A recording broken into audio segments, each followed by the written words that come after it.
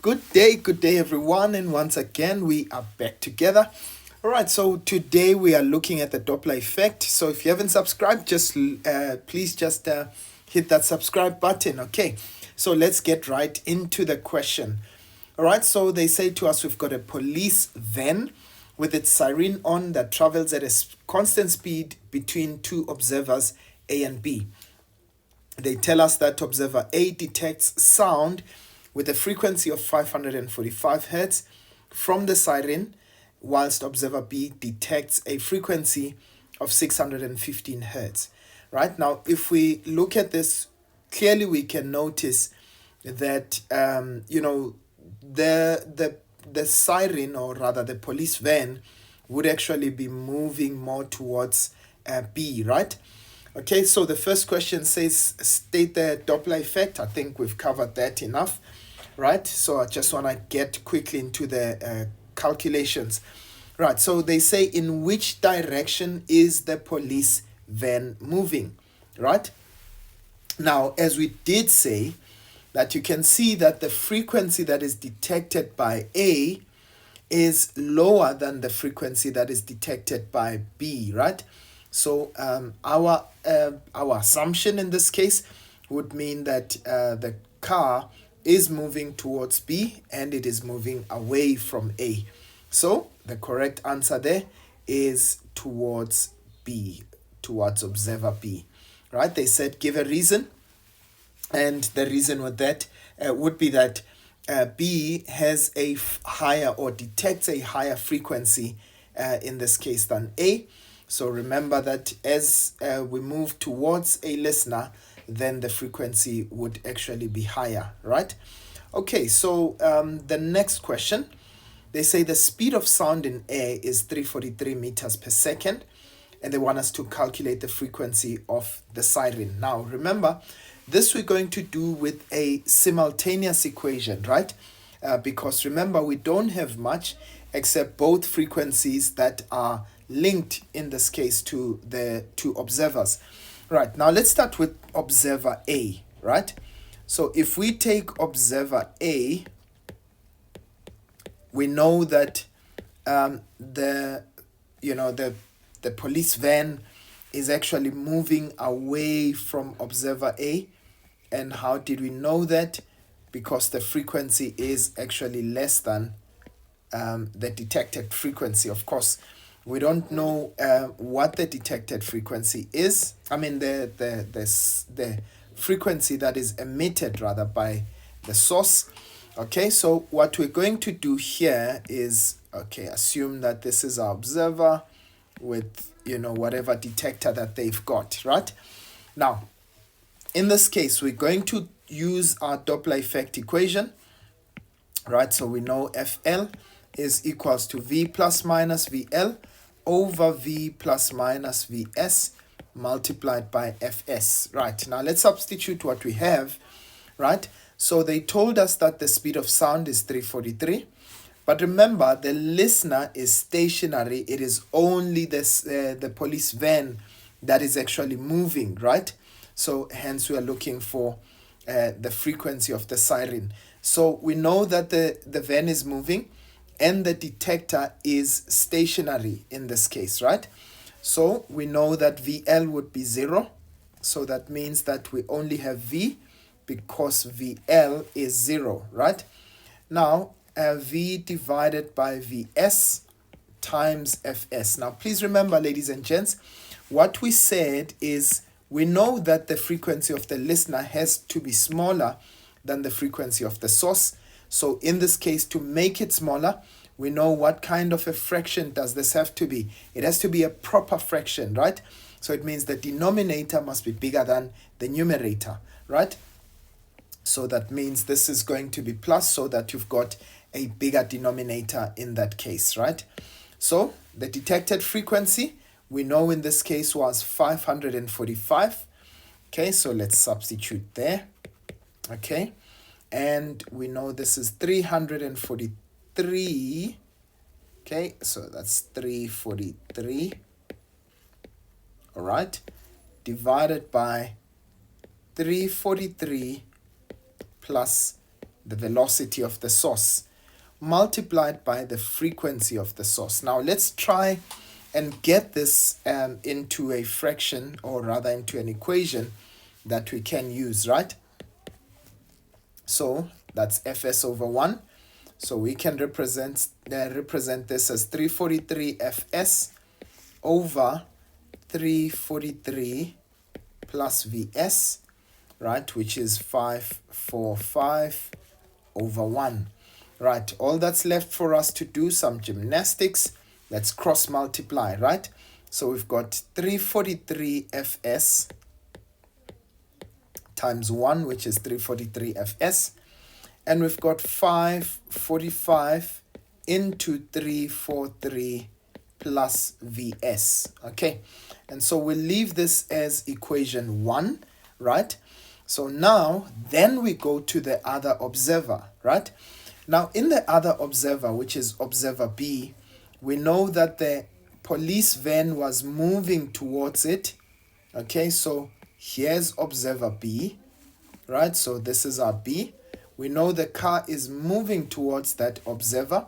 So as a result, when we look at it, we're going to again set up, okay?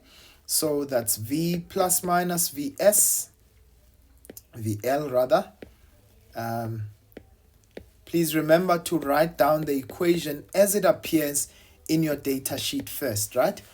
Now, we know that the frequency of the listener, okay, there I am making a mistake there, right? The frequency of the listener in this case is 615, right? So that would be 615, right? So that would be 343 over, that's 343, right, minus Vs.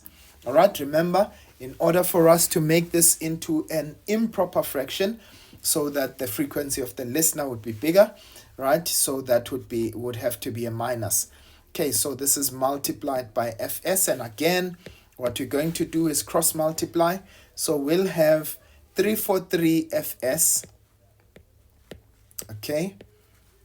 If we cross multiply, remember this is over 1, which is equal to 615 into 343 minus Vs, okay?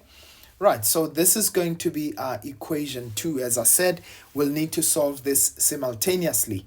Right, now I want you guys to please note in this case, the question that we're asked, we wanted to find the velocity, the frequency, right, of the siren. So we're looking for the frequency of the source, right?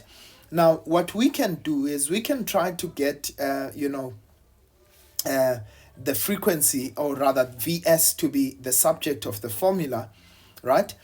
But what you can observe there is that both equation 1 and equation 2 are in terms of 343 Fs. So what I'm going to do in this case, let's rather find the frequency, right? Equate equation 1 and equation 2, because they both have the same thing on the left hand side. So 343 Fs is also equal to that entire expression, right? So equation 1 is equal to equation 2, right? So I will have 615 times 343 minus Vs is equal to, right? So the other equation was 545. That's 545 into 343 plus Vs. All right, now let's get our gymnastics going, right? So 343 times 615. Okay, let's do that. Okay, 615 times 343. Okay, it's totally up to you how you decide to work this out. So I've got 210,945, right? So that's 210,945 minus 615 Vs. And on the other side, I've got 615 Okay, 545 times 343, right? I've got 186,935, okay, plus 545 VS. All right, now let's try and solve for it. Okay, so get all the like terms to be on the same side. Okay, so they are my VS values. Okay, so I'm going to take 545 VS to the other side. It becomes negative. So I've got 615 and 545 in that case. So that's 615 plus 545. And we get 1. So that would be negative 1160 VS. Right, so as I take this to the other side, and of course they're going to subtract one another. So I'm going to have 186,935 minus 210,945. Okay, I get negative 24,010 over that side. Of course, we're going to divide by 1160 on either side. 1160. And remember, in this case, that gives us the value of VS. So, okay, so we say divide by negative 1160, and we get a velocity of 20.69. Well, we can actually say 20.7 meters per second. Okay, so that is the velocity of the source, right? However, what we were looking for is the frequency of the source. So what we can do is substitute for Vs equal to 20.7 in equation 2 to get the frequency, right? So I'm going to say, right, this is 343 times Fs equal to 615, okay, into 343 minus 20.7. Okay, so let's try and get the value of Fs. In that case, I'm going to divide by 343. Okay, not 3.43. That's 343. But what I do on the left, I should do on the right. So as a result, I'm going to say, right, this is 615 into 343 rather, minus 20.7, okay, and divide that by 343, okay, right, and I get the frequency of the source to be 577.88, okay, hertz, right? And remember, that frequency should be actually between those two frequencies that were given, right? Of the two observers. So it should be between 615 as well as 545. Okay, definitely greater than 545 and definitely less than 615. And that answer seems to be quite plausible. So as a result, that is how the cookie crumbles. All right, I hope that you guys understood this. All right, and finally, they ask us the last question. They say the spectral lines of a certain gas that is observed from a distant star appears to be redshifted, right? So remember, the moment we say that it is redshifted, remember it is moving towards the lower frequency end of the spectrum, right? So they say, explain the observation by referring to the motion of the star and the frequency of the spectral lines. All right. Now, what do we need to say in this case?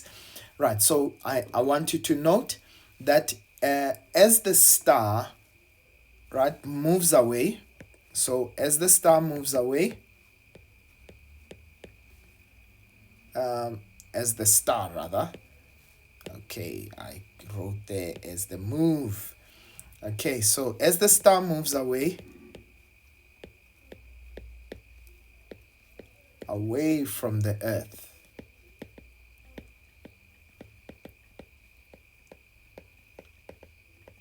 Okay, so there we've talked about the motion, right?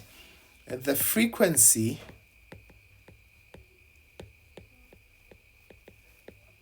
of the gas, okay, or the observed frequency of the gas,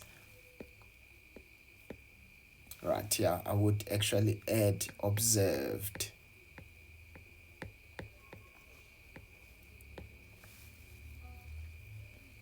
Will move, right? So we've mentioned frequency, or rather the frequency of the spectral lines of the gas.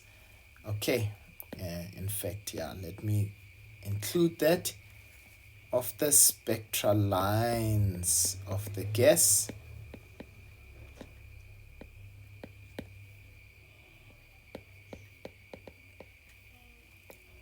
will shift towards the lower end. Okay,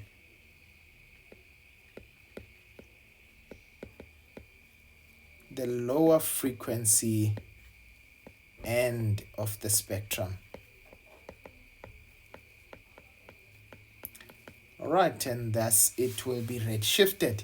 Right, you can express this in any way that you like, for as long as you say the right thing, but they did also guide you in terms of the keywords that they are looking for. All right, so that is indeed how the cookie crumbles, ladies and gents.